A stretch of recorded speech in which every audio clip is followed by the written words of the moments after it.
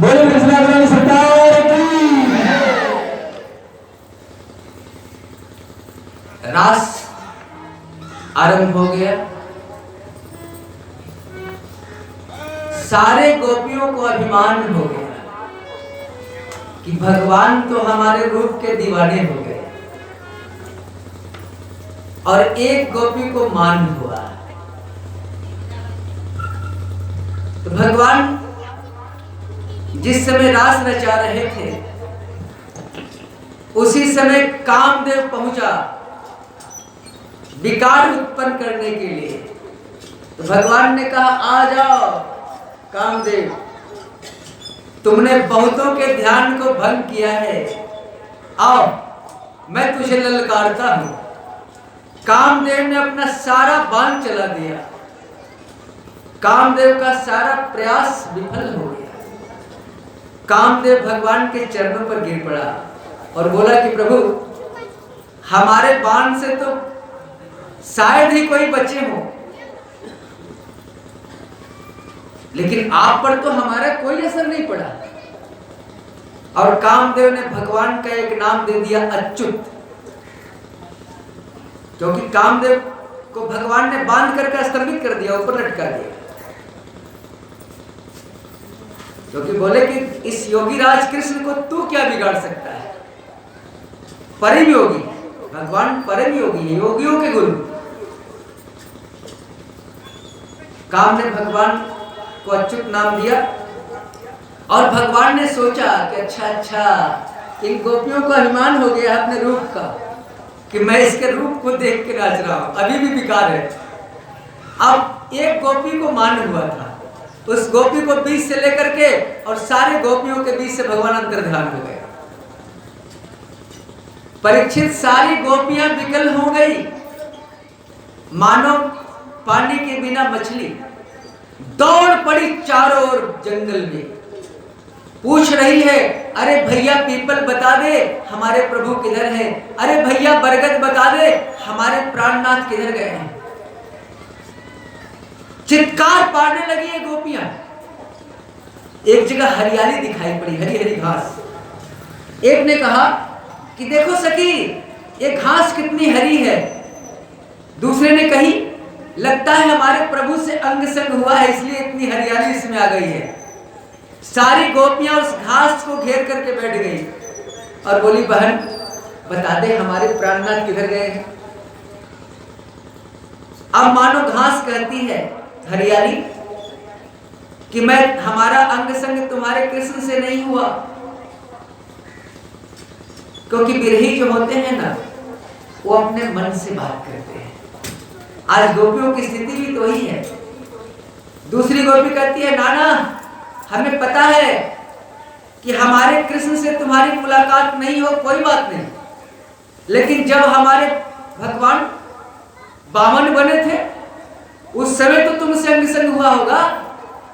जब हमारे भगवान बराह बने थे उस समय तो तुझसे अंग संग हुआ होगा, उस समय से तो तू हरियाली है। लेकिन अब आप बताइए कि वो घास क्या बोले गोपियों से। एक ने कहा कि सखी ये नहीं बताएगी। सारी गोपियां उठी और आगे दौड़ पड़ी। एक तुलसी का पौधा दिखाई पड़ा। अरे सखी देखो देखो, तुलसी के बिना तो भगवान भोजन भी ग्रहण नहीं करते हैं। चलो इसी से पूछते हैं कि भगवान कहाँ है। सारी गोपियां तुलसी के पौधे को घेर करके बैठ गई। अरे तुलसी, तेरे बिना तो भगवान भोजन भी नहीं करते हैं, बताना दे हमारे प्राणधन प्रीतम कहाँ है। अब तुलसी क्या बताए। एक हवा का झोंका आया, तुलसी का पौधा हिल गया। दूसरी गोपी कहती है कि देख सकी, ये बताने को तैयार नहीं है। एक कह रही है कि मैं नहीं बताऊंगी। जानती हो क्यों?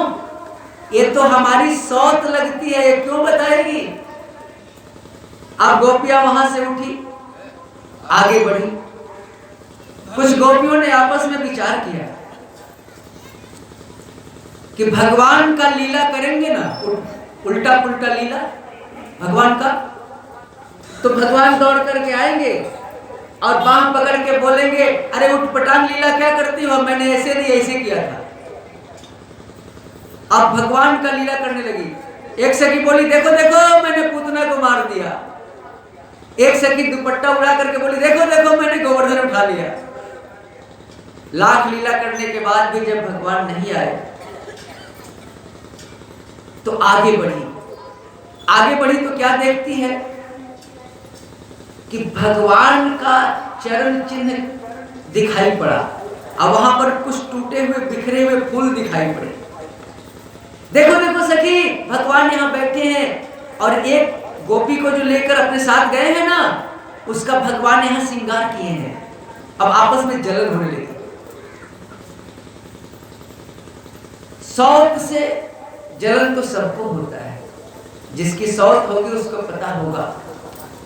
और आज गोपियां जल रही है कि एक भगवान के साथ गई, हम लोगों को भगवान छोड़ के चले गए। कुछ दूर जब गोपियां आगे बढ़ो, मुलाकात हो जाएगी, इधर ही गए हैं, तो भगवान का गड़ा हुआ चरण चिन्ह मिला, गड़ा हुआ जमीन में धसा हुआ। गोपियां बोली, देखो देखो, अरे जिस गोपी को भगवान साथ लेके गए हैं ना, वो गोपी चलते चलते थक गई होगी, इसीलिए भगवान ने उसे अपने कांधे पर उठा लिया। इसीलिए तो चरण उनके गड़े हैं जमीन पर, और जलन होने लगी। लेकिन जब कुछ दूर आगे बढ़ी गोपियां, तो क्या देखती है कि वो गोपी अचेत पड़ी हुई है जिसको भगवान लेके गए। व्याकुल है गोपी, भगवान वहां से भी अंतर्ध्यान हो गए। अब जो ही अचेत पड़ी हुई गोपी को सारे गोपियों ने देखा, ईर्षा खत्म हो गई, उस गोपी को साथ लिया। अच्छा, भागवत में व्यास जी तो लिख रहे हैं एक गोपी, लेकिन उसका नाम नहीं लिख रहे हैं। कौन गोपी थी जिसको भगवान लेके गए, इसका नाम व्यास जी ने नहीं लिखा भागवत में। आपने विचार किया वो कौन गोपी थी? विचार नहीं किया। वो गोपी कोई और नहीं, योग माया राधा रानी थी। भागवत में राधा शब्द कहीं लिखा हुआ नहीं है। पूरे भागवत को उल्टा लीजिए, श्रीमद् भागवत महापुराण 2 खंड में है, राधा शब्द कहीं नहीं है भागवत में। क्यों नहीं है? जब कृष्ण लीला है तो राधा शब्द तो कम से कम व्यास जी को लिखना चाहिए। पूरा किताब उल्टा लीजिए, एक जगह राधा शब्द नहीं है। क्यों? इसलिए कि सुखदेव जी की प्राण बल्लवा थी राधा रानी, गुरु थी, और सुखदेव जी की आराध्या थी राधा रानी। जो ही सुखदेव जी एक बार नाम लेते थे, 6 महीना की समाधि में चले जाते थे। एक बार राधा नाम लिया, समाधि में चले गए। अब यहां सुखदेव जी यदि राधा नाम ले लेते तो परीक्षित का क्या होता? परीक्षित के पास तो 7 दिन ही थे। नाम तो लिया है संकेत के माध्यम से। हम ही लोग जो हैं, जब कथा कहने लगते हैं और जब भाव में डूबने लगते हैं, लगता है कि पानी लड़खड़ा जाएगी, आंखों में आंसू के धारा बह जाएंगे, तो हम ही लोग बाएं दाएं काट के निकल जाते हैं। तो सुखदेव जी ने भी वही किया कि परीक्षित का उद्धार करना है। यदि हम राधा शब्द का उच्चारण किए और कहीं समाधि में गए तो परीक्षित का हम उद्धार नहीं कर पाएंगे। इसीलिए बाएं दाएं करके राधा शब्द का उच्चारण अपने मुख से नहीं किया। दूसरी बात क्या है कि व्यास जी ने राधा तत्व को भागवत के शब्द में इतना छुपा दिया है, इतना छुपा दिया है कि कोई भक्त ही राधा को निकाल सकता है, राधा तत्व को। सबसे राधा की मुलाकात थोड़ी होगी, कृष्ण की शक्ति राधा। इतना छुपा दिया भक्त शब्दों के जाल में। ढूंढो। जैसे उदाहरण के लिए, आप खूब सुंदर घर बनाते हैं, घर में एक तिजोरी रूम भी बनाते हैं जहां माल रखते हैं। यदि कोई मेहमान आपके पास आएगा तो सबको आप घुमा घुमा के दिखा देंगे कि देखो ये बेडरूम है, किचन है, ये ड्राइंग रूम है। लेकिन तिजोरी घर तो किसी खास आदमी को ही आप दिखाएंगे ना, जो आपका बिल्कुल करीबी हो, उसी को आप बताएंगे कि देखो तिजोरी यहाँ है, बाकी सबको थोड़ी बताएंगे। तो राधा तत्व तो बाकी सबको थोड़ी मिल जाएगा जो कथा सुनने आए, जो लोग उसमें डूबेंगे उसी को व्यास जी बताएंगे। इसलिए उस राधा को छुपा दिया, उस सागर में, शब्द के सागर में राधा तत्व को व्यास जी ने छुपा दिया कि भैया ढूंढो, भगवान कृष्ण के प्रेमी बनो, राधा तत्व से मुलाकात हो जाएगी। तो राधा तत्व को पकड़ना भगवान के अनन्य भक्ति के बिना संभव नहीं। धर्म सम्राट करपात्री जी महाराज वृंदावन में कथा करने गए और गोपी गीत का एक श्लोक हृदय से बोले, एक श्लोक। ध्यान लगा के, जैसे हम लोग स्तुति करते हैं, बिल्कुल ध्यान लगा के करते हैं, ताकि भगवान आ जाओ और सहयोग करो कि तुम्हारी कथा हो।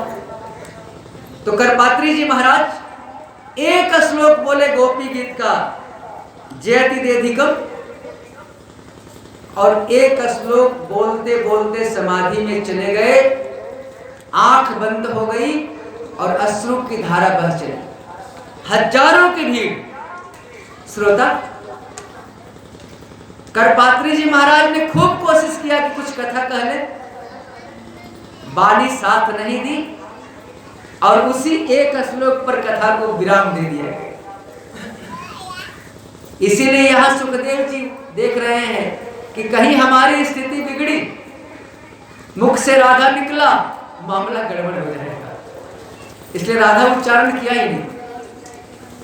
तो जो एक सखी थी उसको भी गोपियों ने अपने साथ ले लिया और जमुना के तट पर चली गई और सुंदर गोपी गीत गाए, जिसका नाम भागवत में गोपी गीत है। गोपियों ने गीत गाए, भगवान को हृदय से पुकारा, बोले कि भगवान आ जा, नहीं तो अब इस तन से तुम्हारा दर्शन नहीं हो पाएगा और इस आंखों से हम तेरा दर्शन नहीं कर पाएंगे, प्रभु आ जा। अब उस हृदय के पुकार को भगवान बर्दाश्त नहीं कर पाए और कृष्ण कन्हैया प्रभु दौड़े चले आए जमुना के तट पर। सारी गोपियां देखी, कुछ ने तो देख करके आंख का पट बंद कर लिया, मानो कृष्ण को अपने अंदर हम बंद कर लिए, अब आंख खोलेंगे नहीं तो कृष्ण भागेंगे कैसे। और कुछ ने आंख एक टक करके देखती रह गई कि यदि आंख का पलक गिरा तो कहीं कृष्ण भाग न जाए। एक गोपी से रहा नहीं गया, कुछ बोल ही दी कि आज पता चला कृष्ण कि तुम कितने निष्ठुर हो, आज पता चला। भगवान बोले कैसे? तो तूने हमें तड़पता छोड़कर चल दिया, तुझे मेरे हृदय की गति का पता नहीं था, बोल मेरे साथ तूने ऐसा क्यों किया? भगवान बोले सुनो गोपी, जब मनुष्य धूप में जलता है तब छाह का आनंद का उसे पता चलता है। जब मनुष्य तीता खाता है तो मीठे का स्वाद का उसे पता चलता है। जब विश्रण की तड़प हम लोगों के अंदर जगी है तो मिलन का स्वाद बहुत ही आनंदित होगा, अच्छा होगा। नहीं तो ऐसे इस प्रेम में उतना रस नहीं आता। तड़प के बाद जो मिलता है, मेहनत के बाद जो मिलता है, प्रयास के बाद जो मिलता है, उसका आनंद ही कुछ और होता है। तुम क्या जानते हो, जितना तुम बिरहा अग्नि में जल रही थी उससे कम मैं नहीं जला। एक गोपी बोलती हो नंबर 1 के झूठे हो। अरे हम तो तुझे और इसलिए नहीं खोजे कि जितना हम खोजेंगे तुम्हें पाने के लिए उतना तुम भागोगे, तेरे पैर में कांटे चुभेंगे और दर्द मेरे हृदय में होगा, इसलिए हम ज्यादा दौड़ भी तो नहीं पाए। एक गोपी कहती है कि जानते हो लल्ला, भगवान बोले क्या? तो प्रेमी 3 प्रकार के होते हैं। भगवान बोले कौन कौन प्रकार के? तो एक प्रेम के बदले प्रेम करते हैं। भगवान बोले वो तो प्रेमी नहीं हो सकता, वो तो व्यापारी है जो प्रेम के बदले प्रेम करता है। दूसरे नंबर के गोपी कौन प्रेमी होते हैं? तो गोपी बोले कि वही, हम तो प्रेम कर रहे हैं, तुम करो या ना करो। भगवान बोले ऐसे प्रेमी तो माता पिता ही हो सकते हैं। माता पिता बिना स्वार्थ के प्रेम करते हैं, दूसरा तो ऐसे प्रेम नहीं करता। और तीसरे नंबर के, ये किसी से प्रेम करना ही नहीं चाहते, और एक 4 प्रकार के होते हैं। तीसरे नंबर के प्रेमी 4 प्रकार के होते हैं। कौन कौन? आत्माराम, आप्तकाम, अकृतज्ञ और गुरुद्रोही। भगवान बोले जरा विस्तार से समझाओ। तो गोपी बोली कि एक नंबर के जो होते हैं आत्माराम, ये तो अपने शरीर से ही प्रेम नहीं करते तो दूसरे से क्या प्रेम करेंगे। आप्तकाम, जिनकी सारी कामनाएं पूर्ण हो गई है, वो क्यों किसी से प्रेम करेगा। अकृतज्ञ, ये प्रेमी नहीं होता है, ये स्वार्थी होता है, स्वार्थ बस किसी से प्रेम करता है। सुर नर मुनिजन की यह रीति, स्वार्थ लाग करहि सब प्रेम। ये स्वार्थी होते हैं, प्रेमी नहीं होते हैं, जो स्वार्थपूर्ण प्रेम करते हैं। चौथे नंबर गुरुद्रोही, जो अपने गुरु को ही लूट ले, जो अपने प्रेमी को ही लूट ले। भगवान बोले हमें किस नंबर पर रख रही हो? गोपी बोली वही चौथे नंबर वाले गुरुद्रोही। भगवान बोले इतना बड़ा कलंक मत लगाओ गोपी, इतना बड़ा कलंक हम बर्दाश्त नहीं कर पाएंगे। अरे हम तो तुम्हारे प्रेम के ऋणी हो गए गोपी, हम में कहां ताकत कि तू जो प्रेम दे पाई उसके बदले में तुझे कुछ दे दूं। इस बंधन से तो तुम ही मुक्त कर सकती हो, इस ऋण से तो तुम ही हमें मुक्त कर सकती हो, हम ऋण मुक्त नहीं हो सकते।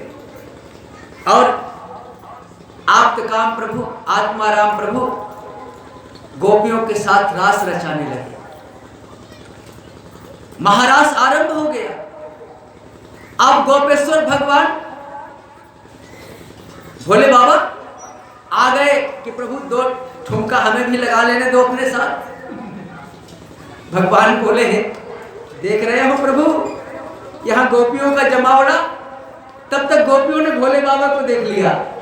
गोपियां बोली भोले बाबा चले जाओ, पुरुष प्रवेश वर्जित है, चले जाओ। भोले बाबा बोले कि हम भी कोई कम नहीं, अभी हम आते हैं। जाकर के मानसरोवर में स्नान किया और चुनरी पहनी, हाथ भर का घूंघट काढ़ा और भगवान के रास में आ गए और ठुमका लगाने लगे भोले बाबा। अब सोचिए ये रास कितना सुंदर रास है। जैसे छोटा बच्चा आईने में अपने फोटो को देख करके उसी के साथ खेलता है, इसी तरह से भगवान गोपियों के साथ रास रचा रहे हैं, निष्काम भाव से, कोई कामना इच्छा नहीं। अब भोले बाबा रास के बीच नाच रहे हैं। एक गीत का आनंद लीजिए, देखिए कितना सुंदर गीत है। और उनका नाम क्या पड़ा? गोपेश्वर। भोले कृष्ण भगवान ने भोले बाबा को गोपेश्वर नाम दिया। एक बार बोलिए गोपेश्वर भगवान की जय।